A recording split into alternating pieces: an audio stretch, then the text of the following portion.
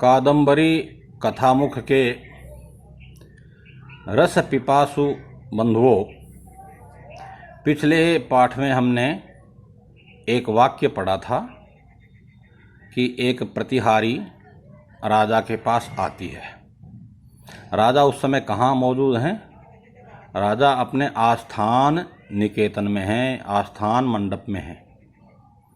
उसने आकर के नम्रता से क्या कहा, ये अब जानते हैं। दरअसल प्रतिहारी ने आकर के बताया कि हे महाराज, दक्षिणापथ से एक चांडाल कन्यका आई हुई है और वो दरवाजे पर है। यहाँ आस्थान मंडप के दरवाजे पर स्थित है। उसके साथ में एक पिंजड़े में बंधा हुआ, यानी पिंजड़े में स्थित एक तोता है, एक शुक है, और वह चांडाल कन्या उस तोते को आपके लिए समर्पित करना चाहती है। इस वाक्य में इतनी ही बात है। देखिए क्या कहती है प्रतिहारी।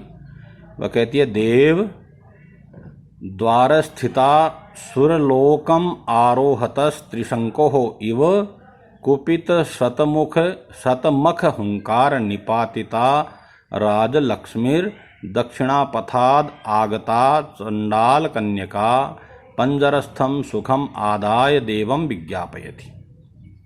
यह एक अंदरूनी यानी कि मिश्र वाक्य का एक अंदरूनी वाक्य है, छोटा पार्ट है।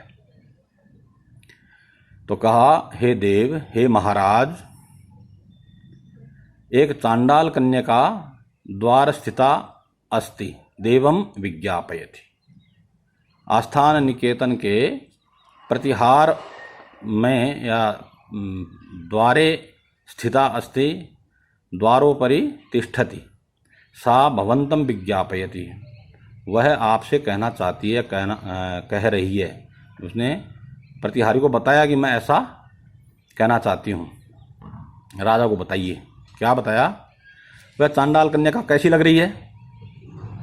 कहते हैं, कुपित शतमख हुंकार निपातिता सुरलोकम आरोहत त्रिशंको राजलक्ष्मी इव प्रतीयते। वह चांडाल कन्या कैसी लग रही है? वहाँ एक समय सूर्यवंशी एक राजा थे, त्रिशंकु। उन्होंने सशरीर स्वर्ग में जाने का प्लान बनाया और अपने कुलगुरु वशिष्ठ से उन्होंने कहा कि आप मुझे स्वर्ग पहुंचा दीजिए। वशिष्ठ जी ने मना कर दिया कि शरीर सहित स्वर्ग में जाना संभव नहीं है। तो वशिष्ठ जी के जो शत्रु टाइप में थे, विश्वामित्र ऋषि, उनके पास पहुंच गए और उन्होंने कहा कि चलो मैं पहुंचाता हूं। तो उन्होंने यज्ञ किया और यज्ञ के अनुष्ठान के बाद में उन्होंने मंत्रों के माध्यम से त्रिशंकु को स्वर्ग की तरफ सशरीर ही भेज दिया। जो ही दरवाजे पर पहुंचा तो इंद्र कुपित हो गए और उन्होंने अब क्रोध में हुंकार भरी, धक्का मार दिया एक तरह से क्रोध की हुंकार से, और त्रिशंकु नीचे आने लगा।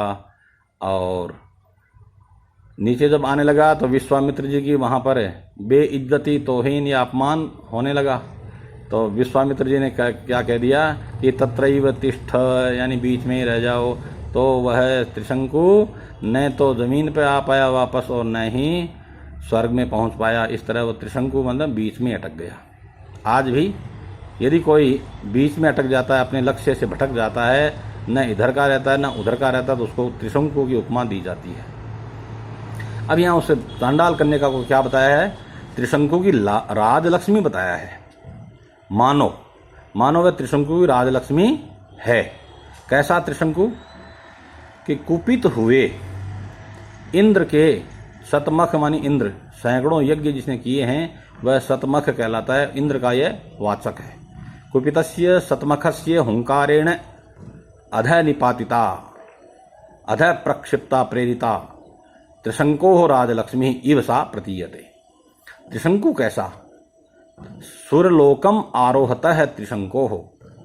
सुरलोकम स्वर्गलोकम आरोहत, आरोहणम कुर्वत है। सुरलोक में चढ़ते हुए त्रिशंको, यह षष्ठी का एक वचन है, ऐसे त्रिशंकु की और इंद्र द्वारा नीचे गिराई गई राजलक्ष्मी जैसी वह लग रही है। कौन? चांडाल कन्या है। कहाँ पर? द्वार स्थिता अस्ति। और कहाँ से आई है? तो लिखा है दक्षिणापथाद आगता, वह राज्य के दक्षिणी दिशा से आई हुई है। कौन है वह? चंडाल कन्यका है। चंडाल या चांडाल क्या होते हैं? ऐसे व्यक्ति जो नृशंस कर्म करते हैं, क्रूर कर्म करते हैं, जीव हिंसा करते हैं, उन्हें घृणित कार्य करने से कोई संकोच नहीं होता, ऐसे लोगों को चंडाल कहते हैं, चांडाल कहते हैं। चंड माने भयंकर, जो कर्म करता है उसको चांडाल कहते हैं। ऐसे चांडाल की कोई एक कन्या है, यानी अविवाहिता स्त्री है।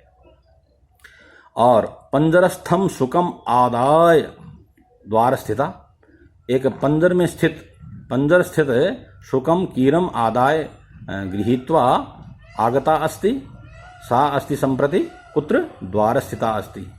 सा किं कथयति? सा माम उक्तवती किम? हे देव, वह देवम विज्ञापयति, यानी आपको कह रही है, आपके लिए उसने कहलवाया है। देवम कथयति, कथयितुम इच्छति किम? वह चांडाल कन्या ने मुझे, उस चांडाल कन्या ने मुझे बताया कि मैं देव को बताना चाहती हूँ, उनको कहना चाहती हूँ कि आप सकल भुवन तल सर्वरत्नानाम उदधि इव एक भाजनम अस्ति देव, देव है अस्ति, यानी महाराज है, महाराज हैं। क्या हैं?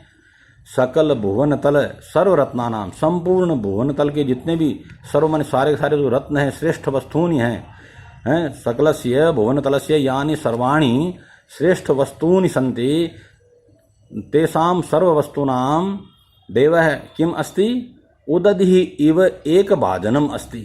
यथा समुद्रः भवति सर्वरत्नानां भाजनम पात्रम उत्पत्ति स्थलम प्राप्ति स्थलम, जैसे समुद्र समस्त रत्नों का उत्पत्ति भूमि है, सारे रत्न समुद्र में रहते हैं, मणियाँ रत्न हैं, अमूल्य जो पत्थर हैं वो सारे वहीं रहते हैं, उसी तरह आप भी पृथ्वी तल पर जितने भी अच्छे पदार्थ हैं, उन सभी अच्छे पदार्थों का आप एकमात्र उचित पात्र हैं। देव है एक भाजनम अस्ति, किनका? सभी रत्नों का। किसकी तरह? उदधि इव, उदधि समुद्र है, समुद्र है, इव आप समुद्र के समान एक पात्र हैं। इसलिए विहंगमश्च अयम, और अयम विहंगम है, च अयम विहंगम है, विहाय सा गच्छति यदि विहंगम है। तो जो आकाशचारी होता है उसको विहंगम कहते हैं, पक्षी को कहते हैं। विहंगमश्च अयम, और यह पक्षी, ये जो तोता है, ये भी आश्चर्यभूत है अस्ति, आश्चर्य स्वरूप है, विस्मय रूप है अस्ति। निखिल भुवन तल रत्नम इदम, ये जो सुख है ये भी कैसा है? संपूर्ण से भुवन तल से रत्न स्वरूपम अस्ति, ये भी भुवन तल का रत्न है, अमूल्य कोई वस्तु है। इति कृत्वा, ऐसा सोच करके, एवं विचार्य देवपाद मूलम एनम आदाय आगता अहम इच्छामि। वो कहता है कि ऐसा सोच करके मैं देवपाद मूलम आगता, मैं आपके चरण कमलों में आई हुई हूँ। और आगे कहती है वह कि इच्छामि, मैं चाहती हूँ। क्या चाहती हूँ? देव दर्शन सुखाम अनुभवितुम इच्छामि, मैं आपके दर्शन का, दर्शन जन्य जो सुख है उस सुख का अनुभव करना चाहती हूँ। देवस्य यद भवति दर्शनम तेन उद्भवति यत् सुखम तस्य अनुभवम कर्तुम इच्छामि इति, मानी इस तरह वह कहती है। अब आप बताइए, एतद आकर्ण्य, मेरी इस बात को, उसके द्वारा कही गई मेरी इस बात को, एतद मानी इदम सर्वम वचनम आकर्ण्य श्रुत्वा, सुन करके, देवः प्रमाणम, आप ही प्रमाण है। प्रमाण का मतलब क्या करना है क्या नहीं करना है, इसमें आप ही प्रमाण हैं, आप ही विचार कीजिए, निर्णय कीजिए। इति उक्त्वा, ऐसा कह करके वह प्रतिहारी विरराम, विरराम माने विरामम लेभे, वह चुप हो गई। इस वाक्य में शुरू में जो त्रिशंकु की राजलक्ष्मी के समान इसे बताया गया वहाँ उत्प्रेक्षा अलंकार है, और इसके अलावा बाकी वाक्य में बहुत ज़्यादा कोई अर्थालंकारों की स्पष्ट प्रतिपत्ति नहीं है, किंतु कविता बहुत सुंदर है। प्रसाद गुण है, वैदर्भी लगभग वैदर्भी रीति है, प्रसाद गुण है, और वाक्य बिल्कुल स्पष्ट है, ज़्यादा लंबा भी नहीं है।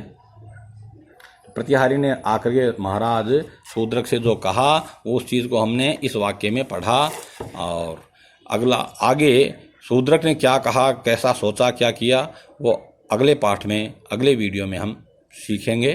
तब तक के लिए आप इसका मनन कीजिए और इस वीडियो को, इस मेरे ऑडियो को बार बार सुनिए, किताब को पास में रखिए। जो मूल पद मैंने पुस्तक से पढ़े हैं, जब जब मैं पढ़ता हूँ उस समय आप पुस्तक को ज़रूर देखें कि मैंने कहाँ से क्या पढ़ा है, उसका संधि विच्छेद कैसे किया है, समास विग्रह कैसे किया है, और यही बातें इसकी टीका में, इसकी व्याख्या में भी आपको वैसे ही मिलेंगी। धन्यवाद। जय तो संस्कृतम।